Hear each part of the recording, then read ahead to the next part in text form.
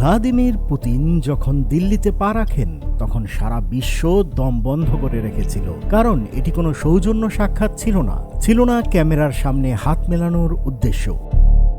এটি একটি ভূ রাজনৈতিক শকওয়েভ, যার কম্পন ইসলামাবাদ থেকে ওয়াশিংটন পর্যন্ত অনুভূত হচ্ছে। কিন্তু কেন এই সফর এত গুরুত্বপূর্ণ, আর কেনই বা বলা হচ্ছে এই মুহূর্তে দক্ষিণ এশিয়ার মূল সংকটের নাম বাংলাদেশ? আজ আমরা জানব কিভাবে পরাশক্তিগুলোর দাবা খেলায় বাংলাদেশ এক মহাসংকটের কেন্দ্রবিন্দুতে পরিণত হয়েছে।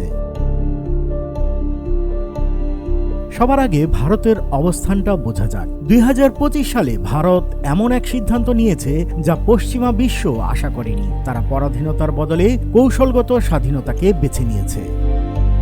ভারত রাশিয়ার কাছ থেকে কম দামে তেল কিনছে, আমেরিকার কাছ থেকে সেমিকন্ডাক্টর, ফ্রান্স থেকে যুদ্ধবিমান আর ইউরোপ থেকে ট্রেড রুট সুবিধা নিচ্ছে। ভারত এখন আর শুধু ক্রেতা নয়, তারা এখন একটি শক্তি। রাশিয়া ও ভারতের বাণিজ্য ইতিমধ্যেই $69 বিলিয়ন কাছাকাছি পৌঁছেছে। এই নতুন ভারত ওয়াশিংটনের সাথে সম্পর্ক না ভেঙেও মস্কোর সাথে আলোচনা করে, আবার ইউরোপকে না চটিয়েই আরব বিশ্বের সাথে সম্পর্ক বাড়ায়।